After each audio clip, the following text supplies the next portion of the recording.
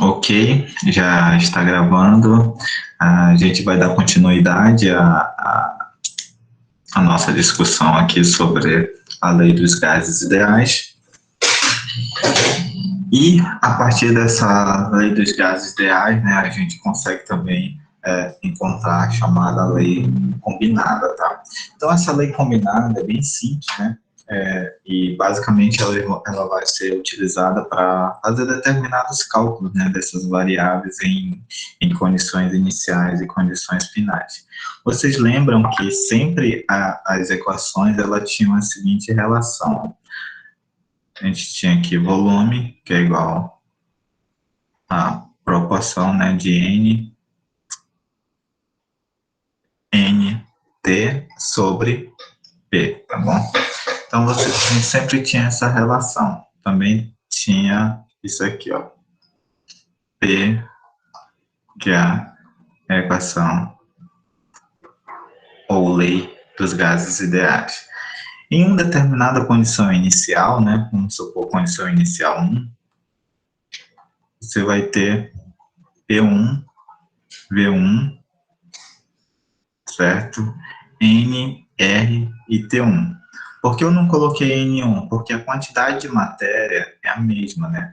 Ou ela pode também variar. Você pode considerar que a quantidade de matéria fica fixa, ou pode considerar que ela varia também de uma condição para outra. Vamos considerar, então, para simplificar, que ela varia, né? Tem um valor em determinada condição. Então, e na condição 2, você tem uma equação parecida. Pressão V2, que é igual a N2R T2. Se você rearranjar essa equação, você tem P1, P1, aí N1 e T1 que está multiplicando, passa para cá, dividindo, certo? Que é igual a R. E temos P2 vezes V2, que é igual a N2, T2, que é igual a R, tá bom? Então, ambas essas equações, nas condições iniciais e finais, são iguais ao valor da constante ali dos gases ideais, ao valor de R, certo? Então, se ambas são iguais ao valor de R, eu posso simplesmente escrever que P1 vezes V1, N1, T1 é igual também a P2 vezes 2, N2 com T2, tá bom? Porque ambas aqui, essas equações aqui, a lei dos gases ideais, na condição inicial é igual a R, na condição 2 ou na condição final é igual a R. Ambas são iguais a R, então eu posso igualar. Por isso que eu obtenho, então, essa lei aqui combinada. Aí você calcula, por exemplo, eu quero calcular qual seria a pressão na condição final, né? Aí você vai lá, analisa quais são as variáveis que variam e aquelas que não variam e se mantém constante e utiliza essa lei aqui combinada para fazer o cálculo ali da variável que você procura, tá bom? Então, você pode fazer o cálculo do volume, da temperatura, da quantidade de matéria, da pressão, tá bom? Então, dependendo do enunciado ali do teu problema, você vai utilizar essa lei combinada para encontrar uma determinada propriedade ali que descreve o estado puro do gás em uma condição ali diferente daquela condição inicial, tá bom? Bem, por meio da equação de estado também a gente define a temperatura. Vocês lembram que lá na última aula quer dizer, a aula do dia anterior, né, eu havia falado sobre a definição de temperatura no ponto de vista termodinâmico, tá? E ela não tinha uma definição bem precisa, mas aqui agora, com a lei dos gases perfeitos, nós podemos definir a temperatura, né, por meio de uma escala de temperatura fundamental, né, ou temperatura absoluta, nomeada Kelvin, né, representada pelo símbolo K. A gente faz isso simplesmente rearranjando a equação. A gente tinha uma equação dessa forma, né, PV, no caso do volume molar, que é igual a RT. Então, temperatura, rearranja, que é P vezes volume molar, dividido por por R. E nós aplicamos o limite, né? Aplicamos o limite lá do cálculo da matemática, lendo limite quando a pressão tende a zero, tá bom? Porque a lei dos gases ideais é uma lei limite também. Ela vai funcionar muito bem quando a pressão ali tender a zero, né? Na verdade, todos os gases, quando a pressão tende a zero, eles poderão, né? Eles vão tender a ser descrito pela lei dos gases ideais, tá bom? Então, essa aqui é uma forma de você utilizar a lei dos gases ideais para definir a temperatura. Então, no limite, quando a pressão tende a zero, tá bom? Ali, quando a pressão tende a zero, as moléculas do gás estão muito afastadas, tá bom? Então, você pode definir a temperatura ou escala de temperatura absoluta por meio da equação dos gases ideais, tá bom? Isso é observado na prática, por exemplo, aqui tem os volumes molares do argônio em relação à temperatura, utilizando a mesma lei de Charles. Vocês observam que é traçado, então, umas isóbaras aqui, né, em diferentes aqui pressões, e quando você extrapola essas isóbaras, vocês observam que elas tendem a um valor zero de volume e a uma temperatura zero, né, que no caso aqui é a temperatura absoluta. Esse zero aqui dessa escala aqui equivale justamente a um menos 273 graus Celsius, que a gente viu naquele gráfico lá quando a gente estava falando da lei de Charles, tá bom? Então, você pode utilizar a lei dos gases perfeitos também para definir a temperatura absoluta por meio dessa equação. Você pode também utilizar essa lei dos gases perfeitos para definir a constante. Simplesmente rearranje a equação, né? Você tem a equação aqui, ó, P vezes o volume molar, que é igual a RT, para definir o valor de R, simplesmente rearranja P NR, como o T, a temperatura está multiplicando pelo R, passa para cá, dividindo, que é justamente o que essa equação aqui está demonstrando, tá bom? Quando a gente traça os gráficos da pressão versus o volume molar, né, em uma determinada pressão, ou quando a pressão tende a zero, na verdade, vocês observam bem pelo esse comportamento aqui que vocês conseguem visualizar nesse gráfico. No gás ideal, quando a pressão aqui, ó, tende a zero, né, a esse valor aqui, ó, zero, aqui nessa linha, vocês observam bem que o produto da pressão versus o volume, eles tendem a um valor, né, aproximadamente de 22,4, 22,41, tá bom? E isso é observado não apenas para o gás ideal, mas, por exemplo, para um gás real, né, que é descrito por essa curva aqui, ó. Então, ele tende, ou ele é extrapolado para esse limite de pressão tendendo a zero, tá? Para esse volume aqui, né? Para na verdade, esse valor desse produto de pressão e volume, que é 22,414.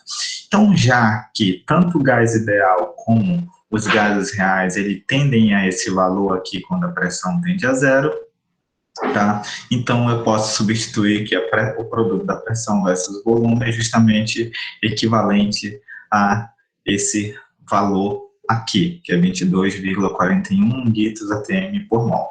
E eu divido pela temperatura que eu estou considerando, né? Porque aqui eu estou assumindo somente uma temperatura que é 273,15 graus Celsius, que na verdade, graus Celsius não, Kelvin, né? Na verdade aqui é zero, que equivale, né, essa temperatura, equivale a 0 graus Celsius, tá bom?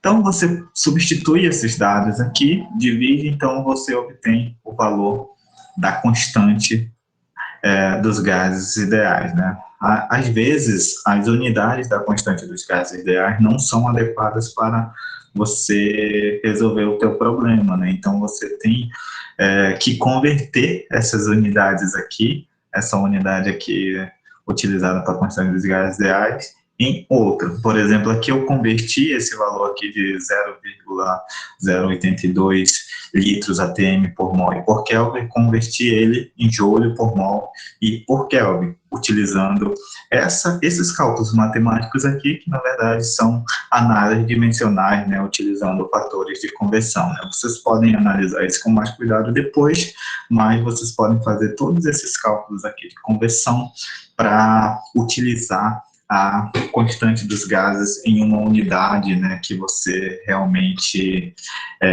vai precisar, né? Porque se você não utilizar a constante dos gases numa unidade de medida correta, tá? Os valores de pressão, temperatura e volume, ocasionalmente isso vai acarretar erro nos teus cálculos, tá bom? Então, vocês vão ter que ter muito cuidado quando realizarem os cálculos, observar as unidades da pressão, do volume, da temperatura, para utilizarem uma constante dos gases reais, né, em uma unidade adequada a essas unidades e dessas variáveis. Mas, felizmente, né, vocês não vão precisar fazer esses cálculos aqui semelhantes que eu fiz para a conversão dessa constante dos gases. Muitos desses valores já tem tabelado ali para uma infinidade ali dessas constantes dos gases em diferentes unidades, tá bom? O valor já está tabelado, já foi feita uma conversão, todo esse trabalho, tá bom? Então, vocês simplesmente vão ter que ir lá na tabelinha e procurar uma constante dos gases em uma unidade ali adequada para utilizarem na lei dos gases perfeitos ou ideais, tá bom? Bem, quando você plota a equação de estado, né, que é PV-nRT, por exemplo, você tem aqui um gráfico tridimensional em relação à pressão. Deixa eu colocar aqui. Isso aqui é a pressão, tá bom?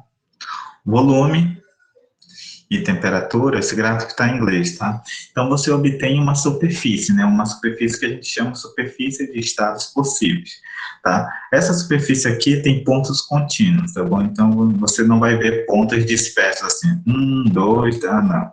Pontos contínuos aqui que formam semelhante, de uma forma semelhante a uma superfície.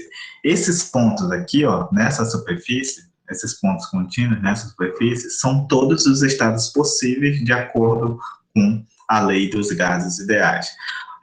Pontos aqui abaixo ou pontos acima que não estejam nessa superfície não são permitidos, tá bom? Então, não são previstos ali pela lei dos gases ideais. Você pode também utilizar a própria lei, né, e juntar todos os gráficos em si. Todos os gráficos que eu apresentei para vocês, as isotérmicas, as isóbaras, as isócratas, pode ser utilizado nesse tipo de gráficos. Aqui é feito em um programa,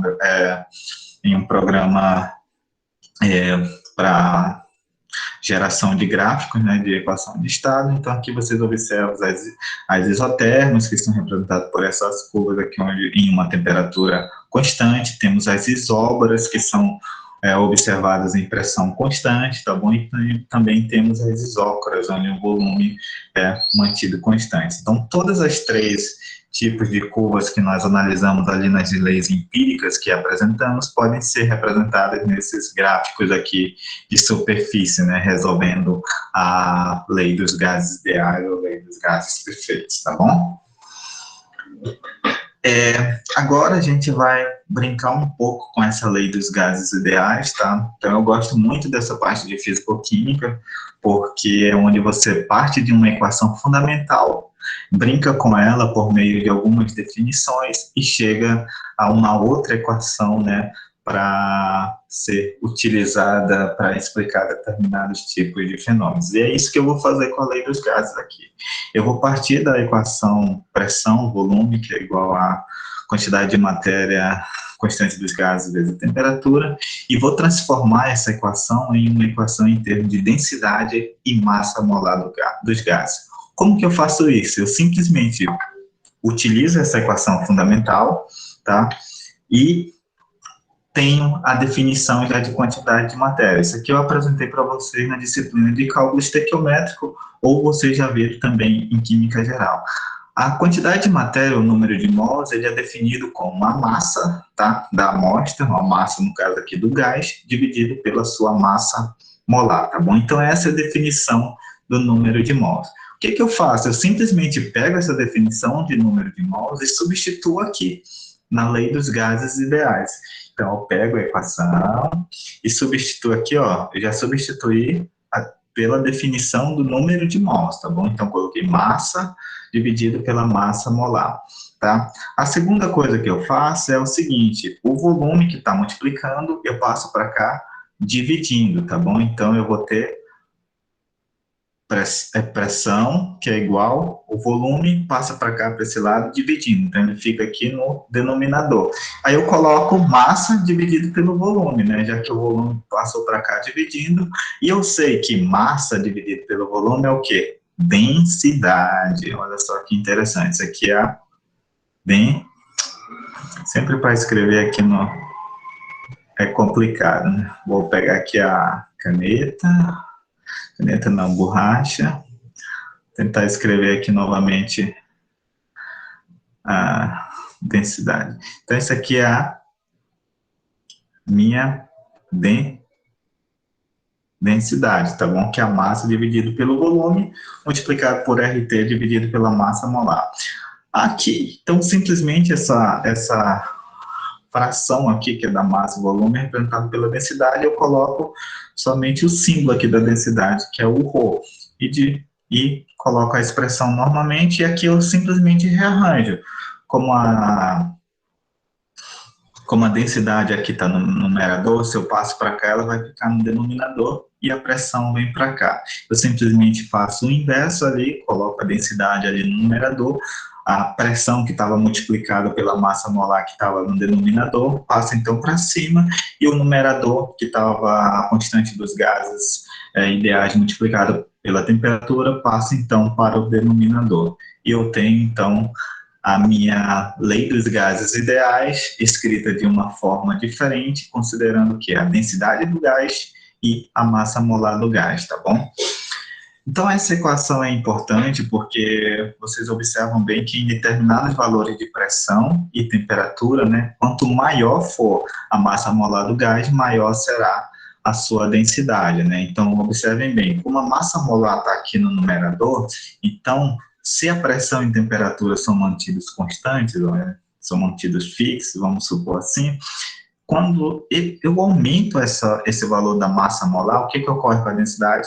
Também aumenta o seu valor. Se eu diminuo a massa molar, diminui também o valor da densidade. Isso em pressão e temperaturas constantes, tá bom? Isso é muito importante, por exemplo, quando você vai apagar um incêndio, né, com um extintor que tem o gás de dióxido de carbono nele. O dióxido de carbono, ele é mais denso, né, que o ar. Então, quando você solta o dióxido de carbono ali desse extintor, o que ocorre? O dióxido de carbono começa, então, a se depositar ali sobre o fogo. Por quê? Porque ele tem uma massa molar mais alta e, consequentemente, vai ter uma maior densidade. Então, a tendência dele é de se sobrepor ali àquele fogo, ocasionando, assim, impedindo, na verdade, o contato daquele líquido ali inflamável com o oxigênio, né? Diminuindo, assim, o processo de produção de fogo, tá bom? Então, isso é muito importante, essa equação a gente pode utilizar em várias situações para explicar determinados tipos de fenômenos, como eu vou apresentar aqui. A segunda é que, quando a temperatura é constante, aqui não, olha a equação, a temperatura é constante, a densidade de um gás aumenta com a pressão. Olha só, então, vamos supor que eu tenho uma massa molar ali do gás, um gás qualquer que tem uma massa molar já bem definida. Se a temperatura é constante, se eu aumento a pressão, o que ocorre com a densidade? Aumenta também a pressão. Se eu diminuo a pressão, diminui também a densidade. Então, por meio dessa brincadeira aqui que a gente está fazendo, deixa eu apagar aqui esse pontinho, que a gente fez, na verdade, rearranjando a equação de estado e escrevendo ela em termos de densidade e massa molar, nós estamos chegando a algumas conclusões bem interessantes. A última é que o aquecimento de um gás livre, por exemplo, em pressão constante, vai aumentar o volume ocupado pelo gás e, portanto, vai reduzir a sua densidade. Imagine, por exemplo, que eu tenho um gás que já tem uma massa molar já bem conhecida, tá bom? E a pressão também seja constante. Se eu aumento a temperatura, se eu aplico um aquecimento, vai ocasionar um aumento de temperatura. Se eu aumento a temperatura, o aumento no termo aqui do denominador vai causar o quê? Uma diminuição na densidade, tá bom? Então, por isso que quando eu aumento a temperatura em um gás a pressão constante, eu vou observar o que, então? Uma diminuição na densidade, tá bom? Na densidade daquele gás. E é utilizando essa equação aqui, né, que eu apresentei para vocês, a dedução agora há pouco, que vocês podem utilizar ela, empregar ela para explicar, por exemplo, determinados fenômenos.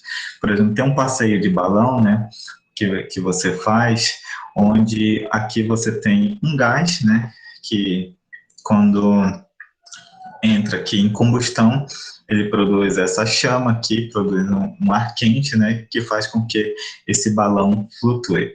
Esse balão consegue flutuar por meio da produção aqui de calor. A gente consegue explicar esse tipo de fenômeno por meio dessa equação. Na verdade, o ponto que eu falei agora há pouco explica isso. Por exemplo, se eu aumento a temperatura ali de um gás a uma pressão constante, o que ocorre com a densidade? Ocorre a diminuição da densidade. Se o gás apresenta uma densidade menor, o que ocorre? Então, o balão começa a flutuar, né? Uma densidade menor que aquela densidade do gás, então o balão começa a flutuar, né? Porque os gases mais densos, eles consequentemente vão ficar na parte inferior da atmosfera, e os gases menos densos, eles tendem a ir para a parte superior da atmosfera, né? Então é justamente por meio desse princípio. Se você aquece, certo? Aplica lá um determinado aumento de temperatura, você vai causar o quê? Uma diminuição na densidade, né? Certo? E um aumento de volume. O aumento de volume, consequentemente, também vai aumentar, diminuir, no caso ali, a densidade, tá bom? Fazendo com que esse balão fique mais leve que o ar. Por isso que é possível, né, fazer esses passeios de balão por meio da combustão ali daquele gás. O gás que é utilizado aqui é o propano, tá? Propano, que é também utilizada no gás de cozinha, mas há todo um controle aqui de temperatura. Dependendo da temperatura, você vai para uma altitude mais alta ou para mais baixa, entendeu? Então você consegue controlar ali o fluxo desses balões por meio justamente do aumento ou diminuição da temperatura. E isso é explicado fisicamente por meio dessa equação. Por isso que é importante a físico-química. Você utiliza determinados princípios físicos, tá, para explicar determinados fenômenos ali que envolvem reações químicas. E outra coisa também que eu posso perguntar para vocês é porque os balões de hélio, né, sobem para o ar, para a atmosfera acima, enquanto os balões que você sopra, né, eles não sobem, né, eles não conseguem ir para a atmosfera acima. Vocês sabem explicar? É simplesmente por meio dessa equação, né? Como a densidade, na verdade, a densidade depende muito da massa molar, então, quando a massa molar for muito grande, por exemplo, do dióxido de carbono, que é o ar que a gente expele do nosso pulmão, então a densidade será muito grande. Agora, quando a massa molar do gás é muito pequena, como os balões de hidrogênio e hélio, o que ocorre com a densidade? Ela também apresenta um valor muito pequeno. Então, quanto menor a densidade ali do gás, mais fácil ele vai se subir para uma altitude mais elevada. Agora, quanto maior for a massa molar do gás, maior vai ser a densidade e, consequentemente, dependendo do valor da densidade desse gás e da densidade relativa do ar, ele poderá ou não flutuar. Por isso que os balões que são expelidos, que são, na verdade, cheios, né, com o dióxido de carbono que é expelido do nosso pulmão, eles não conseguem flutuar. Por quê? Porque a densidade ali que é produzida, que é calculada, o valor da densidade que é obtido por meio dessa equação, não é menor que o valor da densidade do ar, é maior, por isso que ele não flutua, tá bom? E por isso também que os balões de hélio e hidrogênio flutuam, porque eles apresentam uma massa molar menor, tá certo? Deixa eu ver se já é quase 10 horas, deixa eu ver se tem alguém aqui falando alguma coisa no grupo. Não. Então, vamos para a última parte da aula, né, que é a mistura de gases, né? Então, antes de falar da mistura, nós vamos falar sobre o conceito de pressões parciais, né? Então, sempre quando você estiver em um sistema real, tratando de um sistema real envolvendo essa fase gasosa, sempre você vai tratar praticamente com mistura. Por exemplo, a nossa atmosfera é uma mistura, feita principalmente de nitrogênio e oxigênio, tá bom? Então, sempre você vai tratar de misturas gasosas. Então, você precisa conhecer determinados termos, por exemplo, as pressões parciais, tá bom? Quando a gente trata de mistura de gases perfeitos, a gente precisa conhecer, então, a contribuição, né, dessas pressões parciais para a pressão total da amostra, né, que cada gás presente exerce. Por isso, a gente define, então, uma pressão parcial de um gás qualquer numa mistura da seguinte forma, né? Então, a gente define da seguinte maneira, onde esse XJ é chamado de fração molar do gás J, e P é a pressão total da mistura. A fração molar é isso aqui, ó, né? Por exemplo, eu considerei um exemplo de dois gases, A e B, tá? Então, tenho dois gases A e B, então eu tenho a quantidade de matéria de A no gás A e a quantidade de matéria no gás B, tá bom? Quando você mistura esses gases, você tem uma quantidade de matéria total, que é igual ao quê? A Na, o número de mols de A, mais o número de mols, mais o número de mols do gás B, tá bom? Para você definir a fração molar de A e de B, simplesmente você utiliza essa expressão aqui, ó. XJ, NJ indica o gás em questão, e T é o total. Então, a fração molar de A, no caso, seria Na dividido por NT. NT é o quê? Na mais NB. E fração molar de B seria, então, o quê? NB dividido pelo número de mols total. Na mais NB. Então, são assim que as frações molares ali dos gases são calculadas, e depois que você tem o valor da fração molar de A e da fração molar de B, considerando esses dois gases, você pode definir, então, a pressão parcial, né? Pressão parcial de A, que é igual a XA, multiplicado pela pressão total. E pressão parcial de B, que é igual a fração molar de B, multiplicado pela pressão total, viu? Então, é bem simples, tá? Para você utilizar essa definição aqui de pressão parcial para os gases, tá bom? Considerando a definição de fração molar. Continuando, né? Então, quando a gente considera essas frações molares na definição, simplesmente substituir, ó, fração molar pela sua definição, que é o número de mols de A dividido pelo número de mols total. E pressão parcial de B, número de mols de B dividido pelo número de mols total, tá bom? Então, quando a gente faz essa relação, a gente observa bem que a pressão da mistura vai ser definida, então, como o somatório da pressão parcial de A mais a pressão parcial de B. Quando a gente faz esse somatório, a gente obtém, então, que vai, claro, em uma temperatura e o volume ali fixo do teu sistema, né, do teu sistema de mistura, você vai ter, então, simplesmente o somatório da quantidade de A, da quantidade de matéria do gás A, mais a quantidade de matéria do gás B. Então, você tem um número de mols total. Então, quando você calcula a pressão da mistura, você simplesmente vai calcular o número de mols de A mais o número de mols de B. Isso considerando dois gases. Se você tivesse três gases, você ia ter, para calcular a pressão total da mistura, número de mols de A, número de mols de B, mais o número de mols de um gás C, tá bom? E isso aqui, essas simples relações aqui do cálculo de uma pressão de mistura por meio das pressões parciais é resumida pela observação que Dalton fez, né? Eu coloquei aqui uma representação do experimento dele. Ele colocou, por exemplo, em um primeiro cilindro, um determinado gás A, ele observou ali que a pressão daquele gás, né, nesse primeiro cilindro seria 0,6.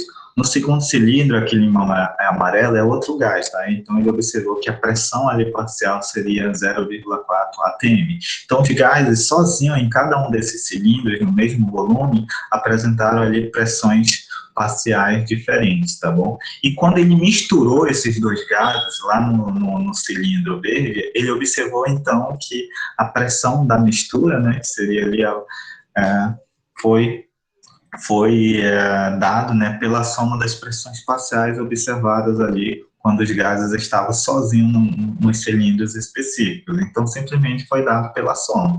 A pressão da mistura é dada pela pressão parcial de A mais a pressão parcial de B, por isso que deu um ATM. Então, com essas observações, Dalton, então, ele formulou a lei, né? Então, ele observou que quando todos os gases da mistura eles são perfeitos, né, a pressão parcial de cada gás seria igual à pressão que esse gás exerceria se ele ocupasse o mesmo recipiente sozinho na mesma temperatura. Então, em uma mistura, é como se o gás estivesse ocupando o recipiente sozinho, que vocês observam bem que o valor aqui da pressão total foi dado pela soma, certo, das pressões aqui quando o gás, né, quando um determinado gás A ou B estava ocupando esse recipiente sozinho, tá bom? Então, essa é a lei de Dalton, né, que fala, então, da seguinte forma, que a pressão exercida para uma mistura de gás vai ser dada pela soma dessas pressões parciais, tá? Isso quando o gás, né, ele exerceria se ocupasse sozinho todo o recipiente na mesma temperatura. Isso significa que em uma mistura de gases, praticamente não vai haver interação ali entre as moléculas do gás, fazendo com que como se ele fosse tratado ali de uma maneira individual, tá bom? Não vai sofrer nenhum tipo de influência do gás, de um gás diferente, tá bom? Por isso que os valores dessas pressões parciais são a pressão total, no caso, é dada pelos valores das pressões parciais, tá?